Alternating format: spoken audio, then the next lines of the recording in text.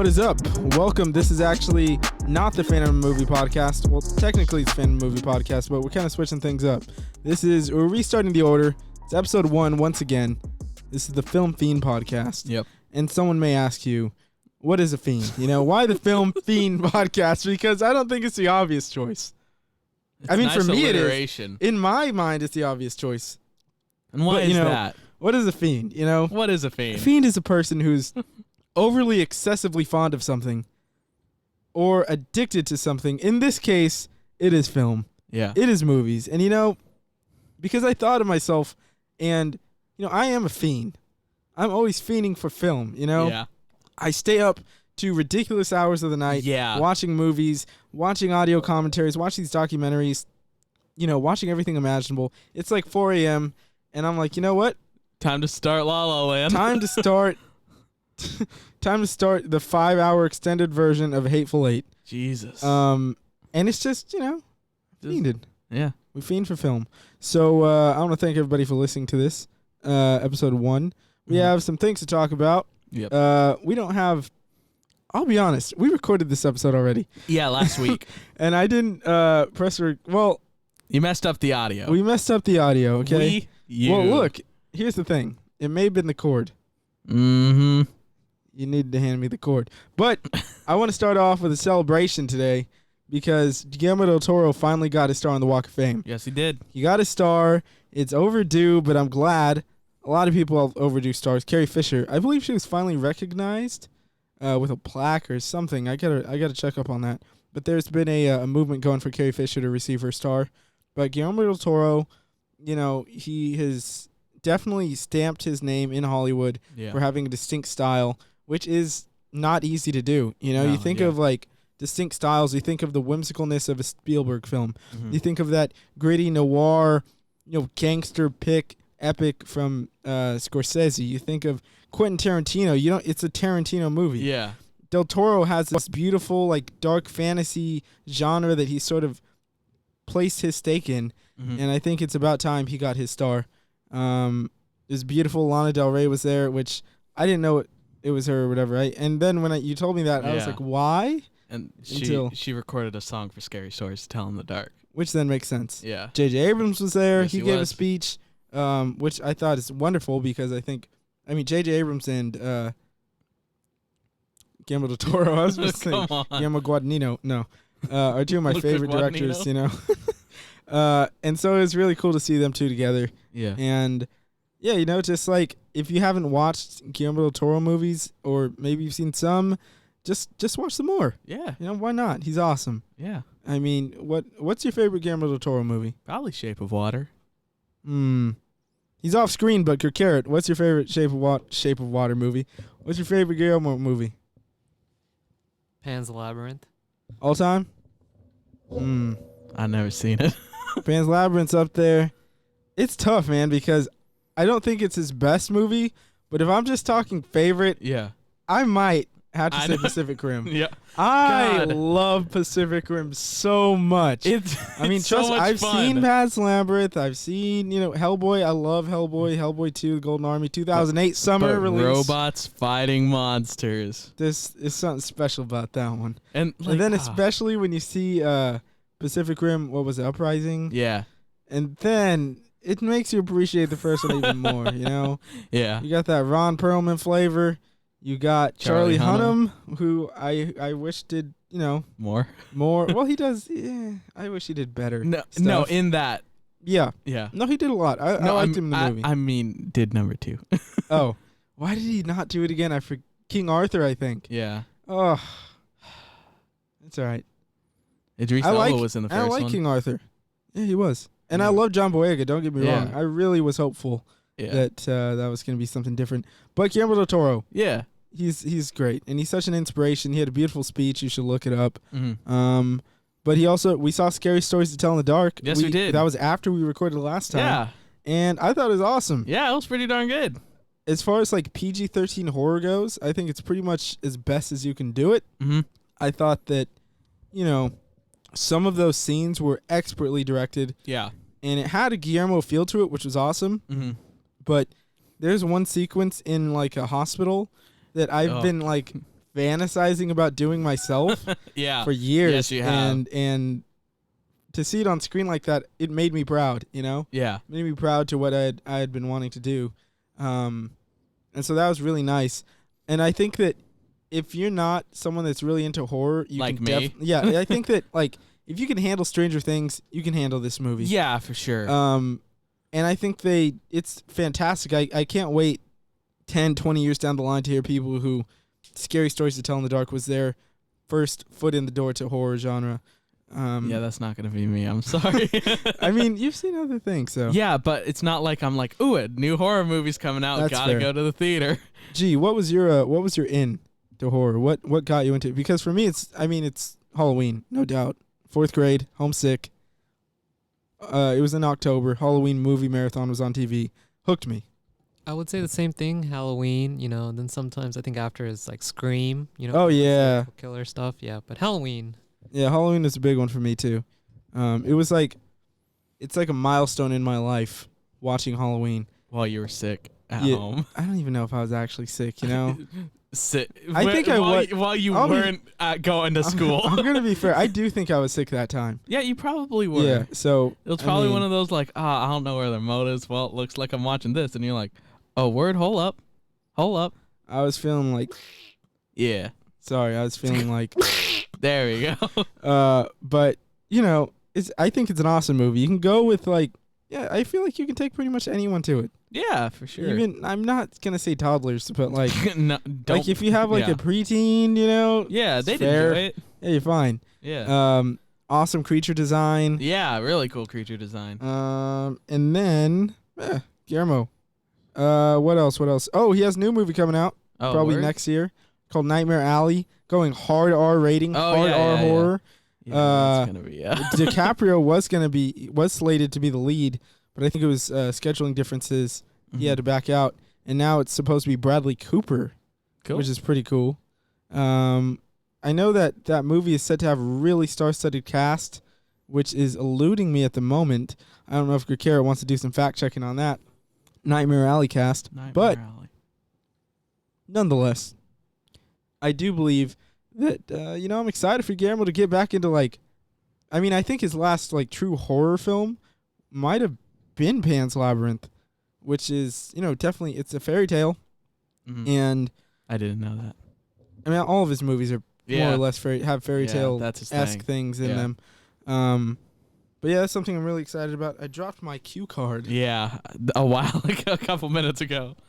But let's see Dan and Dave. Dan and Dave have signed a $200 million deal with Netflix to write, produce, direct films. Yep. And whoa, G's coming in with some hot stuff right here. We got what?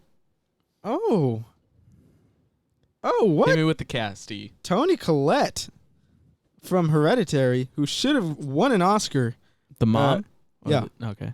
Is set to star as a female lead opposite Cooper. We got Richard Jenkins from The Shape of Water, Ron Perlman, Willem Dafoe. Oh, jeez. Dang. They got Kate Blanchett, Rooney Mara, Michael Shannon.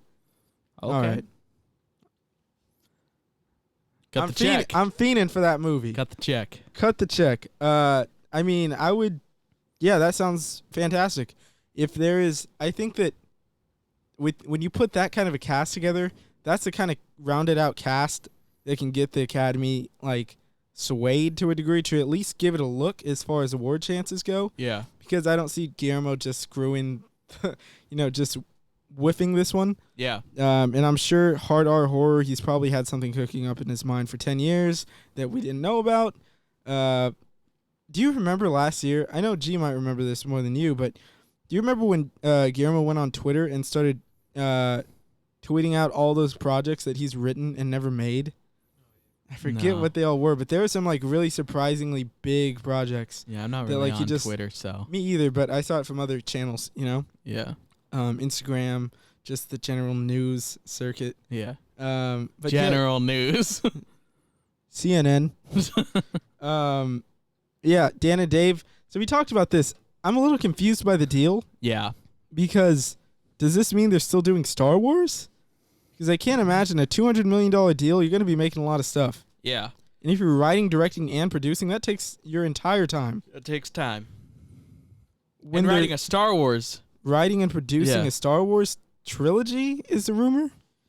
That's a lot of time. I just have to imagine that it's exclusive to a degree. Like, I can't imagine Disney's out there saying, okay, we're going to give you guys a bunch of money to make these movies, but then you guys can go off and still sign a $200 million deal with Netflix, who we are now directly in competition with.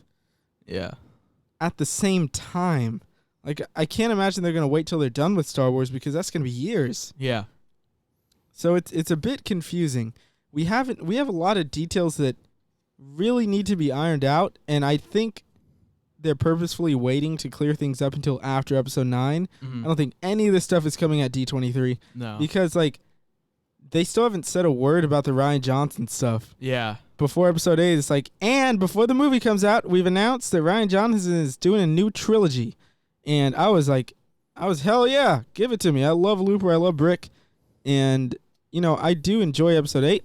And I think that Rian Johnson being able to have the wheels of a franchise from the beginning, I think you won't have the issues that a lot of people had with 8. Mm-hmm. So I was still on board with it after episode 8, because I enjoyed episode 8 for the most part. I mean, I've talked about my gripes enough. But is it time to go into your speculation corner about the deal? The deal? You're about the Netflix deal and what that could possibly mean for the future of Star Wars? Oh. I mean, I'll just do a quick little thing, because we'll talk about it more on The Fan Awakens, but because that one didn't come through either. But basically, I'm saying, if Dan and Dave are hooked up with Netflix now, and they're quietly exiting the Star Wars deal, perhaps, maybe it's because, one, I didn't talk about this before, but maybe they just were not a fan of how they were, how things were handled with the end of Game of Thrones in terms of fan reception, and maybe they just don't want to deal with that, because that's a lot of scrutiny you receive for Game of Thrones. And I can tell you 100%, the scrutiny they receive for a season 8 of Game of Thrones would be nothing. No, it does not touch what Rian Johnson went through for episode 8. Yeah. And if they go onto Star Wars and whatever they make isn't well received by the fans, that corner of fans, it's going to be tough, man. And I don't know if they care at all, but if they do, that's going to be a rough ride, man, because then people are just going to keep bringing up the Game of Thrones stuff. They're going to hound them with the Star Wars stuff. And I can imagine that maybe they don't want that. To deal with it? So if they were to just go to the Netflix side, not worry about I saw that. Not worry about Star Wars and kind of exit that leaves a door open for Mr. Jon Favreau and Mr. Dave Filoni to step into that same role, same trilogy. Yeah. Maybe take the ideas they had, make it their own. Yeah. It's out of frame. And I would much rather have Dave Filoni and Jon Favreau producing, writing, directing Old Republic movies. Oh yeah. Than Dan and Dave. Yeah. And I don't think people expected them to direct, but either way, I think Favreau and Filoni are both more talented writers than Dan and Dave. More invested in the franchise. So we know, as far as we know, because we haven't really seen their investment yet, as far as Dan and Dave. But it's also like they are known to love Star Wars. Dan and Dave? No. Oh, well, exactly. That's what I'm saying. It's not like, everyone knows Dan and Dave love Star Wars. But Dave Filoni and Jon Favreau love Star Wars, not just the things they've made. Like, yeah, they love everything. Yeah, that's true. And I think that once they got Mandalorian off the ground, we already know they're planning season 2, writing season 2. Once they get season 2 in the can, I could easily see them shifting over and working on these films. Mm-hmm. So that's kind of an ideal situation for me. People who don't know, Dave Filoni is kind of the quarterback behind the Clone Wars animated series and definitely fully Rebels. And he's a big player at Lucasfilm. Obviously, Jon Favreau, his reputation speaks for itself. Lion King, Jungle Book, Iron Man 1, Iron Man 2, plays Happy Hogan. He directed Elf.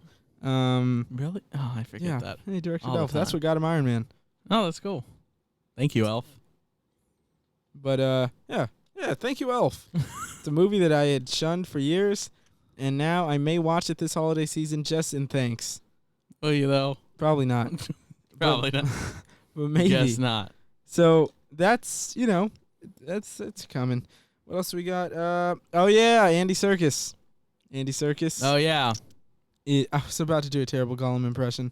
Good. Thankfully, I stop myself a lot of the times now. That's impressive because before you yeah, it would always most of be an impression and then an apology. You have not. Well, no, I still do impressions outside of this room. Yeah, but you don't apologize. No, I don't. What do you think, G? Andy Serkis as Venom? As Venom. I'd be down for that, but I like it. you like it? I mean, I think visually it's a good idea. But then obviously it was Travis Knight Travis Knight was the other one, which I would have wanted preferred. to see, but, Same. I'm happy with it because the big thing that I was talking about was a lot of the visual effects in that Venom movie wasn't as Snapchat filters. and we know Andy Serkis probably will definitely not let that slide if he's No. Working with his own studio or something. So Here's the thing, though. There's a silver lining here. I was on board with wanting. Is this okay? It's a little loose, but It's fine. We'll manage. I was on board with No, it's not. wanting Travis Knight to direct, but then I took a deep breath. I said, you know what? It's okay. Because that means that the wonderful Travis Knight is not tied down by a Venom movie for 2 years. So that he can do another Bumblebee movie, which is ridiculous for me to want. But I do I'm now. so happy that you enjoy Transformers movies now. Transformers movie. Yeah. So I think that's cool, and maybe he can do something else. Let me think of I like Travis Knight tackling a Marvel film or a DC film even. What would Travis They Knight need some do? help over there on DC's side. They're getting help, They got James Gunn. Yeah. They got Ava DuVernay. They got Ain't James Wan. James Wan. Helping He's out over there? yeah, he's doing Aquaman too. He's not directing The Trench, but he's got the Trench spinoff going. So what would you want Travis Knight to direct on the DC side? I'm trying to think. Green Lantern. Wouldn't be against that. Yeah. Cool. Yeah, sure. Why not? I mean, when you think about Travis Knight, I mean, I don't really got any ideas for where the DC universe is going right now. for now, I think what they're trying to do is salvage the characters that they still can, while trying to sweep the big two under the rug for a while, Batman and Superman, yeah. until they have an established universe, and then they can just be sneak them when's in. Pattinson supposed to? Dude, the Batman, that movie was originally supposed to come out in 2016, Yeah. and then 2018, and now we don't know. The script was supposed to be turned in last year, I think, and it's not fully complete from what I understand. So I would assume 2022 at the earliest, Okay. which is sad. But yeah, you know what I mean? 2022 at the earliest for a Batman movie. Superman probably later than that. Yeah. And so Not Henry Cavill. I don't see us getting a Justice League movie until 2023, 2024 26. earliest, because we're going to have Wonder Woman 2 coming out next year. Yeah. The year after that, I'm sure we'll get Aquaman 2. Mm-hmm. In between then, we'll have The Trench. I don't know what the Trench is. It's James Wan's producing a spin-off movie. You remember in Aquaman when they The Trench? The Trench. There's Yeah. a whole movie about it. Oh. Yep. Oh, Horror-esque. Horror-esque. That's what Cool. they say. Yeah. So they have Wonder Woman. They have Aquaman. They have Shazam, I guess. I enjoyed it when I saw it, but looking back on it now, it's I just don't. I don't know. We'll see. They have that. I don't know how connected that's all going to be, but I think that Travis Knight's sensibilities work perfectly for a Green Lantern film. Mhm. When you think about his two films, Bumblebee and Kubo, Okay. both they're both sort of coming of age. They're adventurous for sure. They deal with loss. And you think about Green Lantern, the world loses a Green Lantern, and it's about this new Green Lantern finding himself in the ring and in this path and probably being mentored. So let's get either Jon Stewart mentoring Hal Jordan or Hal Jordan. I want Jon Stewart to be Michael B. Jordan. No, I was just gonna say the Green Lantern. Like Yeah, same. I don't want him to You're be right. like So how passing the torch. No, I want him to be Green Lantern. are we still Team Tyrese? No, we haven't been Team Tyrese for Green Lantern since 2015. Then we moved on to Idris Elba, and then now I I'm just don't know. going Michael B. Jordan. Fair. He's dead in the MCU. So Tom Cruise is Hal Jordan, and Oh Michael my B. God, Jordan Yes. as John Stewart. John Stewart, Yes. John Cena. John Cena. Right? You can't. Yeah. Tom Cruise is Hal Jordan. Yeah. He's been trying to do, and see, this is why it's perfect for him too, because he was supposed to play Iron Man, supposedly in the Yeah. 90s. He doesn't want the commitment of multiple films. He was going to play Doctor Strange for a second. I believe he's in consideration. Doesn't want to do multiple films. Same as Joaquin Phoenix. So it'd be perfect if he plays Hal Jordan. Dies. Dies in the end, handing off the sole role of Green Lantern to a young Michael B. Jordan as John Stewart. John Stewart. Wouldn't that be awesome? Yeah. Directed by Travis Knight. Cool. Perfection. Who plays Kilowog? I got it. Taika Waititi comes back. Oh. You remember he was in the old Green Lantern? What? He was Hal Jordan's best friend. No way. Taika. I'm gonna be honest. I saw it one time, fell asleep 30 minutes in, and woke up. I have not with seen the whole thing. 5 minutes left in the film. I've seen it in pieces on FX or something. That's like I saw the first 30 minutes, fell asleep at my friend's house, Yeah. and then woke up with the last 5 minutes. I think. Yeah, that sounds about right. But Taika is like best friend, so bring cool. him back, make him Kilowog, very similar to Korg, bit on the nose. Wait, no, we can't do that because he's still part of the Marvel family. Yes. So we're gonna make who plays Kilowog? I'm gonna be honest. I don't know who Kilowog is. Oh, Kilowog. Chip. Chip. Can we have Chip? Definitely not. If Marvel can have Rocket Raccoon, Eli, DC can have Chip. think of the differences in tone between look DC at and Marvel. Shazam, man. Look at Aquaman. They're still vastly different in tone. Look, you can The put Chip color in there. palettes and everything. Danny are just, DeVito is Chip. no. Kilowog, also Danny DeVito. No. Okay. We don't thanks. want Danny DeVito in the DCU. We don't? No. Danny DeVito is Gordon. It's Gordon. Yeah. No? All right, no. Okay, so at least we got the Green Lantern out of the way. Travis Knight's directing it. Yeah. Definitely. Tom Cruise is playing Hal Jordan and is going to die. And Michael B. Jordan is John Stewart. What does the B stand for? Bernard. Okay. I like how we ended up there from Venom. Yeah, man, that's the only way to go. That's the only way I see Still this place haven't going. seen Venom. It's all right. Let's see what else what's we got. next on the agenda. What's next on the minutes? Hobbs and Shaw. Oh, that was a movie we saw. We did. It was absolutely ridiculous. We did see it. It's absurd. It is absurd. I think we move on to the next topic. That one took some years off my life, man. It's just absolutely nonsensical. It is nonsensical, and there's a few good moments. Ryan Reynolds is in the movie. I hated that. Kevin Hart's in the movie. I didn't like that either. I like Ryan Reynolds. I just thought that Those two on the nose. it's just Not your style.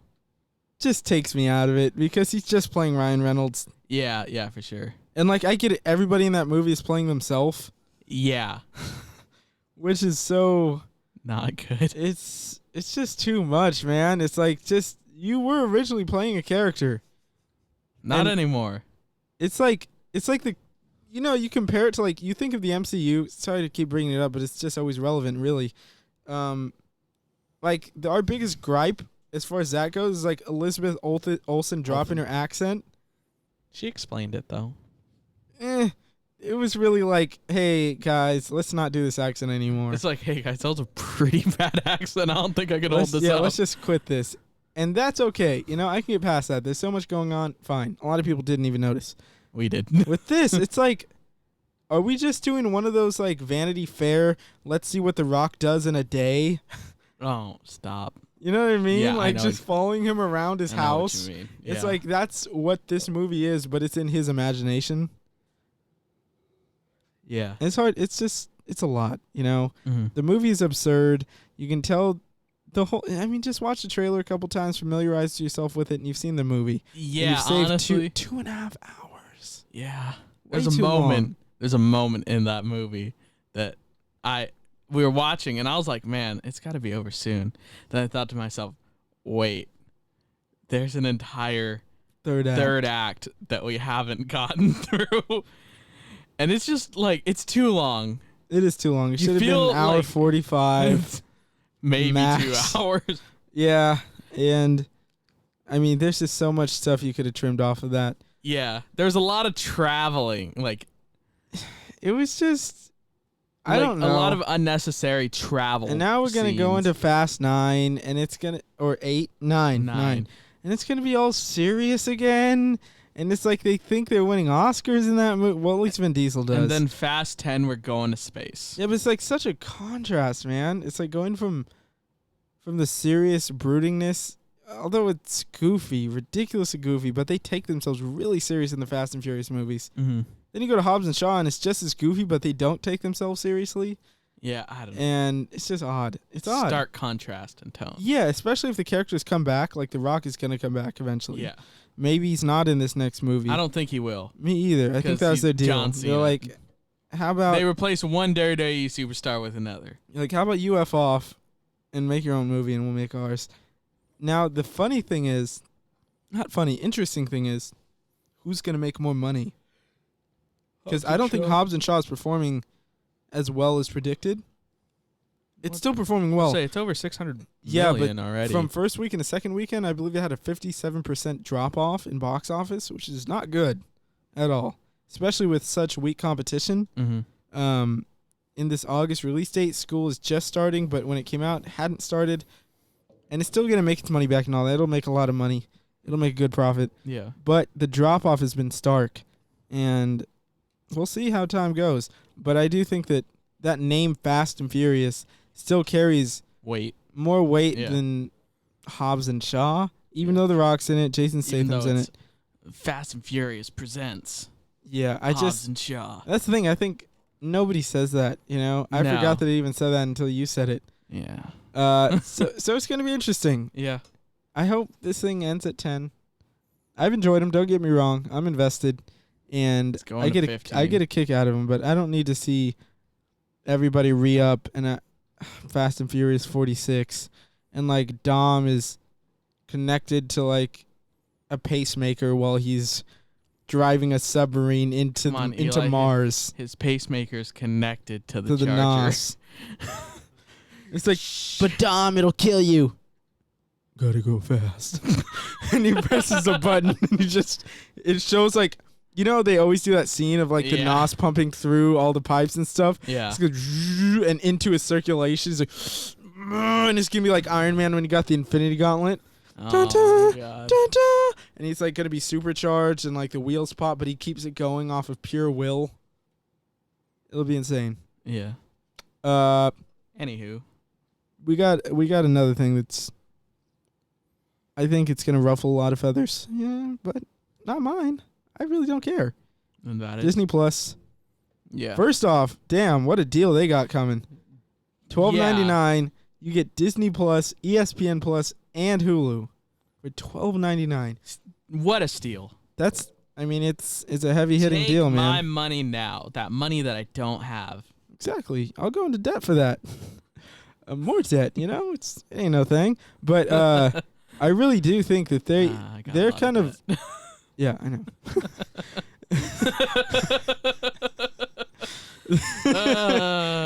They got That hurt. they got a lot of things, man. They're making the right plays. They're checking off the right boxes. They're giving the people what they want. My heart hurts. My bank account hurts. I don't think your bank account feels anything. Not yet. But After I graduated, it's gonna feel it. well, Look, Disney Plus is going to be there to comfort you for the low price of For the low price of me $6.99. not paying and just using your account. Exactly. Nah, you know what? Disney would be the one to be like one screen. You got to pay an additional $19. The subscription's $8. No, it's An additional $10 per screen. it's 12 per device. Oof. Nah, well, you should probably have at least 2 screens, I'm sure. Yeah. Maybe 4. Actually, you know what? I wouldn't doubt they go 4, just to show Just to Netflix. say, hey, like, Netflix. Hey, We finna get the bag. hey, how'd paying Scorsese $185 million go? Ooh, that's why the prices are so damn high. They're paying so much for Bright, and I'm not thankful for that. But I am thankful forgot for The about Irishman. Brian. Thankful for what they did for The Irishman. It would not make that money back in theaters. Yeah. And I don't know if it'll make the money back in On however they Netflix. track it on Netflix. Yeah. But I'm going to love it, I'm sure. Yeah. But Disney Plus has announced they're going to be reimagining things such as Home Alone, Mm-hmm. Night at the Museum, Yep. and some other stuff. And it should be noted that they said it won't just be in film form. It can also go into the series form. So I could see that working for something like Night at the Museum. Come again? You heard okay, me. Night at the Museum. Yeah, that could be a series. That makes sense. Yeah, see what misadventures these things get into. Yeah, as far as Have a nice Christmas episode. yeah, we don't need a Home Alone series. It's like those are just terrible parents who leave their kid alone. If you have a Home Alone series, there's a serious problem with your parenting and your neighborhood. It's like the guys just keep robbing the kid, and they're like, "Where are your parents now? It's a Wednesday night in February." He's like, "Dad's out drinking again." like, where does he work? His dad works a 9 to 5 at the local hotel in the lobby, and then he comes home and just goes out drinking and leaves Kevin in charge. Kevin, you're in charge. Hey, Kevin, No. and that's how we get A Star Is Born. Hey. That needs to be a soundbite. Yeah, sure. Okay, I guess. Gee, let me ask you something. Oh, last time we fan casted our Home Alone. Oh God, it Let me was tell you. so. So it went off the rails, but I'll bring it into the honed in version a little bit. Okay. 2 kids There get was left no home alone. honed-in version. There was. It has all the Dannys. Yeah, all the Dannys. Danny Trejo, Danny Glover, Danny Danny DeVito. Look, Danny DeVito plays Marv. Harry, It's Danny Glover. The crazy Danny neighbor. Trejo, crazy neighbor. Danny Trejo. And then Kirsten Wiig has to be in it Yeah. because she's in all these kind of reboot stuff. So Kirsten Wiig's also the next door neighbor, but like, Kristen. good enough. All right, close enough. Look, you're ruining the flow. Here's the thing. Kristen Wiig is also Kristen Wiig is also in the movie. She's the helpful neighbor. She's a helpful neighbor, and she's gonna kick some ass. Of we course. said she's gonna punch Danny Trejo and just What knock is the him girl's out. name? Oh, no, don't look it up. I don't want to. I was just McKenna Grace. McKenna Grace. Look, 2 kids get left to home. Left to home. Left home alone this time. Obviously, Jacob Tremblay. Jacob Tremblay and McKenna Grace put together, or just McKenna Grace. But I just feel like it's gonna be 2 kids. The parents are gonna leave them on purpose because they annoy them. They're like, okay, kids, we're going on Like, a hey, vacation, an adult's vacation. Go brush your teeth. We'll be right back. And they went to Tahiti. Then they They're said, out. hey, we'll be back. We're just gonna get some milk. 18 years later, they're still waiting.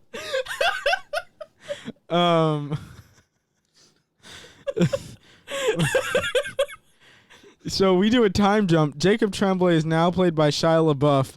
McKenna Grace now played by Dakota Johnson. And So she just changes her hair. but they're still kids at heart because they never had a parent in the house. And somehow they were also like doomsday preppers, so they never actually left the premises. They just survived all these years off of homegrown meals and various things, even though they live in suburban New York. So They weren't from New York in the first one. it's not the point. That they are in this version. So then we have Danny Glover and Danny Trejo. Danny No. Danny It's DeVito too many Dannys. coming trying to rob them once again in their adulthood, thinking these kids are still here. I don't know what that was.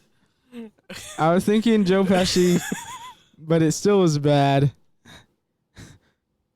I want you to bring that back about 30 seconds at this point. Act like it never happened. Go. Well, it's about to be 35 minutes now. So, like I said, think of it as It, like Chapter 1, Chapter 2. Chapter 1, Jacob Tremblay, McKenna Grace. Chapter 2, what's his name? Beans? Zero, Hector Zeroni. No, you said Shia LaBeouf and Dakota Johnson. And Dakota Johnson are going to be playing the two older leads. And we're going to have that cool trailer after episode 1, Chapter 1, just like in It, where it shows them old and it flashes back to young. So they're actually not going to, they're just going to be near feral at this point, having no formal education.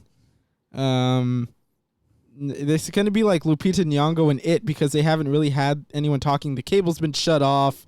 They don't have running water. They kind of collect it in the wintertime from all the snow. It's New York. Did you say Lupita Nyong'o and It? In Us.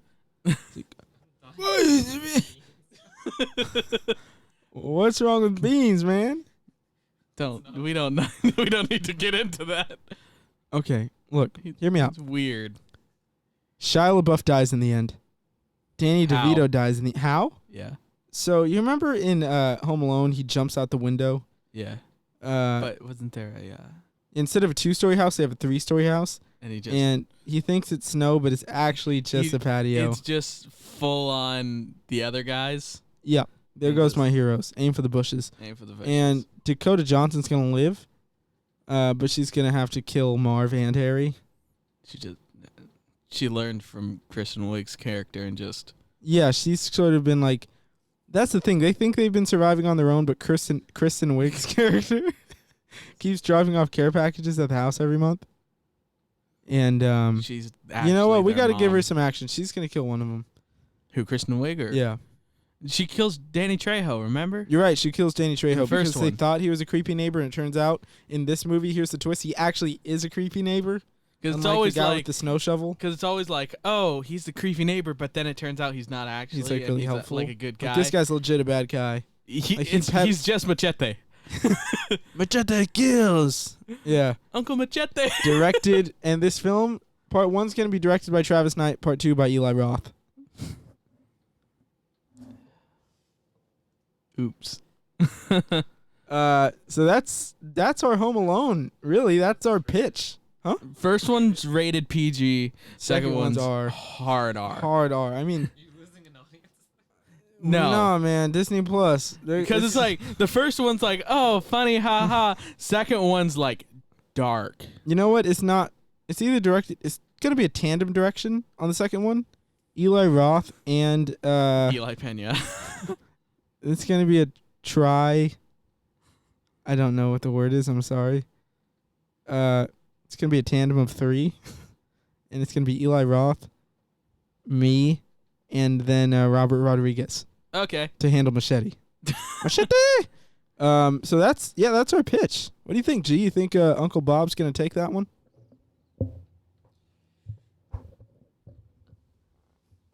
No.